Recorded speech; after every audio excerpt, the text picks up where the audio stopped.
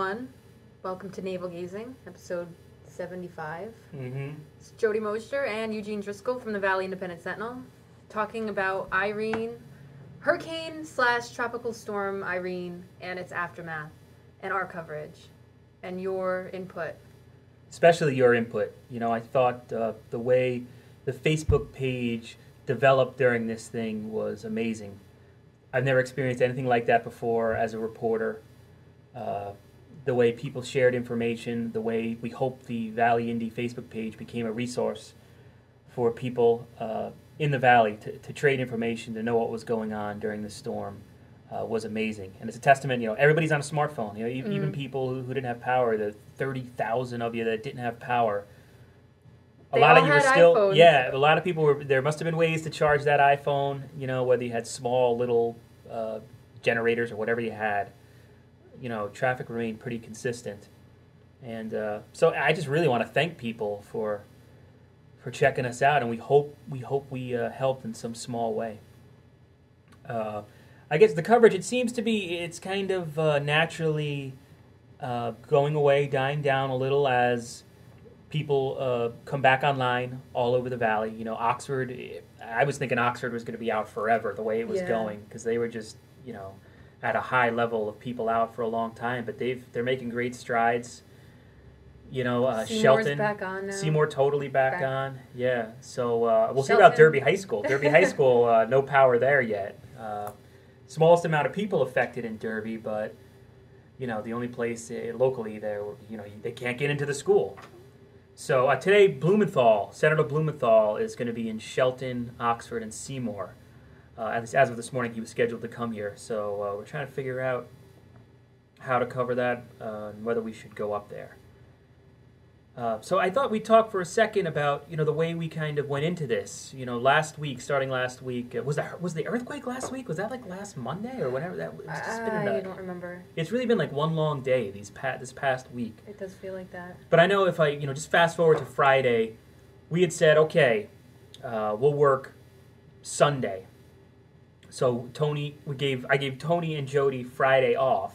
And myself. That's right. Yeah. But then, you know, the mayor of Derby let me in.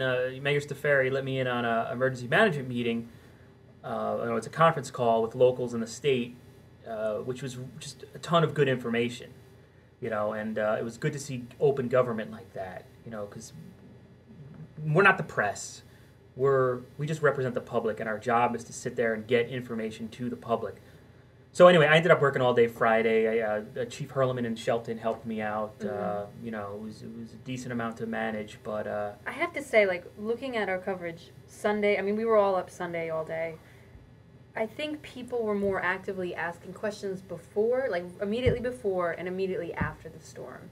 You know what I mean? Like, what you were doing Saturday and Friday, you were answering questions about, like, where do we go if power's out? What should we be doing? And answering those questions for people. And then after, people were saying, when am I getting power? But, like, during the storm, I didn't see as much. During the storm, it was a weird thing during the storm because it really hit in the middle of the night, Saturday into Sunday. Mm-hmm. What I did was I ended up doing, you know, and on Saturdays I take care of my kid. But oh, no, that was Friday. I'm sorry. I'm all messed up. Anyway, Saturday I stayed up all night. That's why I didn't see it. I was sleeping. Right. Yeah, because it all happened in the middle of the night. Yeah. We actually had I'd say that's absolutely wrong. We had a really busy. It was like, I swear, it was like, I've never smoked crack, but it was like coming down. There was like this vortex in the middle of the night. True. Saturday into Sunday morning, where everybody in the state and in the Valley, you know, we were talking on Facebook and Twitter, and to a smaller extent on our own little chat room about what was going on. And it was crazy. It was sort of like, I didn't know what time it was. I completely lost track of time. I woke up Sunday and I looked at video updates. 12 o'clock, 1 o'clock, 2 o'clock, 3 o'clock, 4 o'clock, and I'm like, oh no, Eugene hasn't slept. Like, you did not go to sleep. It was a way just to stay awake. Every hour on the hour, I would stick my flip cam out my front door for 30 seconds. And the thing about this storm, it never got, at least, you know, in the Valley, and we should say right off the bat, thank God we weren't hit as bad as other parts of the state, and, you know, everyone's thinking about people in the other part of the state. where they had real issues. Of course, relatively speaking, we got off with nothing in the valley. And none of us lost power. Which is insane. By us meaning Tony, Jody, and I had power throughout this whole thing. But that being said, like if you were a person who's still without power, that sucks. I mean, it's so. I just thought I was going to lose power, and I was just so stressed that whole time. I was waiting for any second. Because they had said before the storm, you're going to lose power. You're going to lose power for a long time. Right. And it's going to suck, and you're not going to like it, and it's going to be miserable, and it's the end of the world.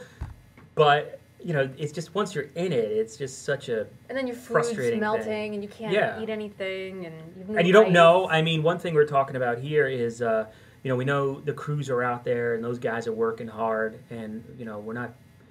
No one's, I think, bad-mouthing, the people on the street, but clearly the utility companies need to get into modern times and better use. There's a million ways to communicate now. There's no reason why the UI website should be down 90% of the time. If our little website can stay up, I mean, come on.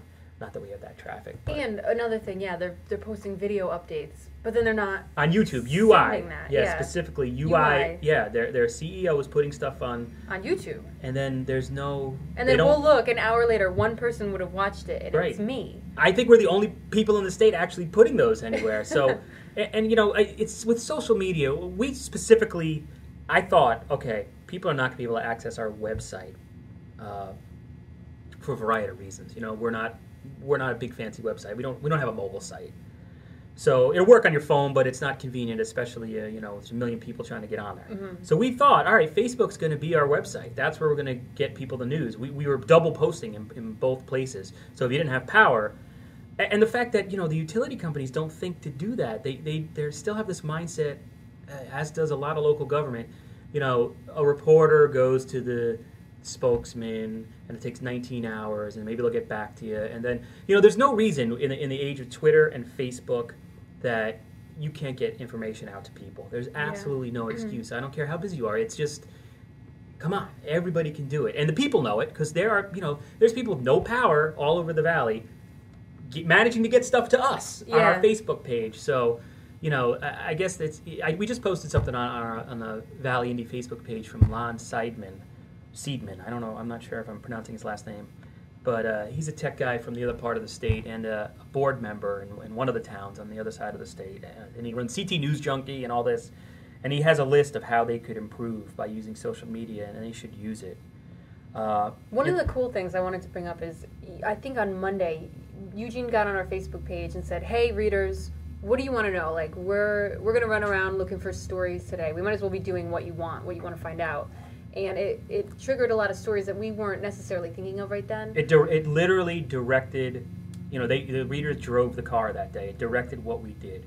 I think the tendency, I wanted to do a story who got arrested over the weekend. That was my immediate thing. Or, you contact Griffin and you say, hey, well, who was born during the hurricane? Nice, fine stories, traditional stories. But now in the internet, you're directly connected to your readers. And I'm so glad we did that. Because just the fact people are saying, hey, where can I take a damn shower? Yeah, and I hadn't thought of that. Would not have occurred to me as top of mind thing. So and that was our most read. That and a list of grocery stores, which we did. We couldn't have time to do it, but that got a lot of hits. And the thing was, maybe I didn't know right away, but our other readers said, I went and took a shower at whatever. So they were, not only were they driving the coverage, they were telling us where to look and confirm. It was great. It was totally. I mean, the walls are down. Everyone's a reporter. It's our job to check the information and make sure it's accurate and get it out there in a good way. But it was really something. And I guess just finally, I wanted to thank First Selectman Paul Roy Seymour for doing a good job keeping us in the loop. We're the new guys on the block still, and it's a new concept. And he took it to heart. Seymour, Office of Emergency Management, opened up a Twitter account during this storm. Mm-hmm. Charlie Sampson in Derby was accessible all the time. Just going up and talk to him. Scott Pelletier in Oxford was a great help to us. Judy Sedgwick in Derby, on behalf of the mayor, was posting videos and keeping in the loop. And she's a member of the tax board, and so it was and just. I was calling John Milo nonstop. John Milo, that's right. Okay. You said overnight you were overhearing. You would ask a question to Eileen, and you would hear her on the radio asking the question. I think that was literally like 2 in the morning, right? Yeah, because by that time I was laying on my couch. All right, trying to go to sleep. That's it. We're at 10 minutes. See ya.